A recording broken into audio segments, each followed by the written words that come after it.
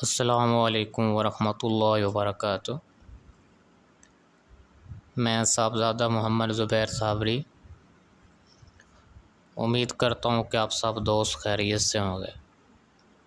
دوستو، اگر آپ میرے چینل پہ فرسٹ ٹائم ہے تو میرے چینل کو سبسکرائب کر دیں اور ویڈیو کو لائک کر دیں، اور جتنا زیادہ ہو سکے اس کو زیادہ سے زیادہ شیئر کریں، ٹھیک ہے دوستو۔ اچھی بات پھیلانا ہے صدقہ جاریہ ہے، جس کا ثواب آپ کو ہمیشہ ملتا رہتا ہے، ٹھیک ہے دوستو۔ اس میں اللہ یا سلام ہو یا اللہ ہو دوستو، یہ مریض کے ہر مرض کے لیے مجرب ہے، ٹھیک ہے۔ شفائے امراض کے لیے یہ امبل بہت مجرب ہے، ٹھیک ہے۔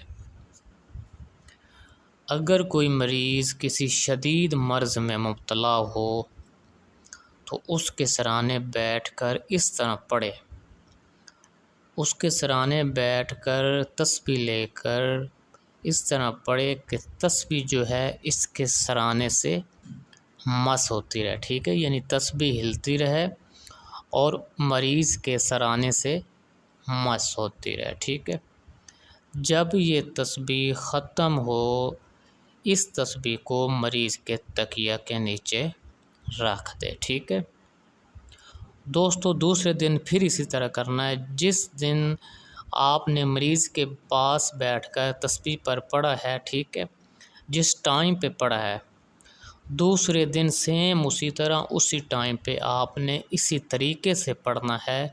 مریض کے چارپائی کے ساتھ سرانے کے ساتھ آپ نے بیٹھ کر تسبیح پر پڑھنا ہے، اور تسبیح جو ہے وہ مریض کے سرانے کے ساتھ ٹچ ہوتی رہے، مس ہوتی رہے، اور آپ پڑھتے رہیں، ٹھیک ہے دوستو۔ پھر اسی طرح پڑھ کر تسبیح جو ہے مریض کے سرانے کے نیچے رکھ دیں، ٹھیک ہے۔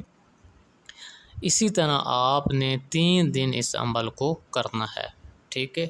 انشاءاللہ اللہ کے حکم سے پہلے دن ہی شفا مل جائے گی، ٹھیک ہے۔ اور قضائے حاجت کے لیے بالکل تنہائی میں پاک صاف جگہ میں، ٹھیک ہے، یا مسجد میں چلے جائیں، آدھی رات کو 2 رکعت نماز نفل ادا کرے، ٹھیک ہے، اور حضوری قلب کے ساتھ سلام قولا من رب رحیم، ٹھیک ہے، کھڑے ہو کر پڑھے، ٹھیک ہے۔ جو حاجت پوری ہوگی، جو بھی حاجت ہوگی انشاءاللہ پوری ہوگی، ٹھیک ہے۔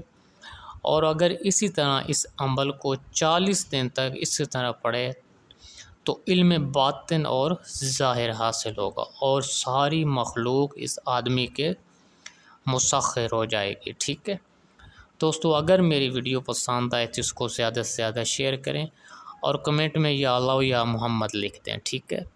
اللہ حافظ، السلام علیکم۔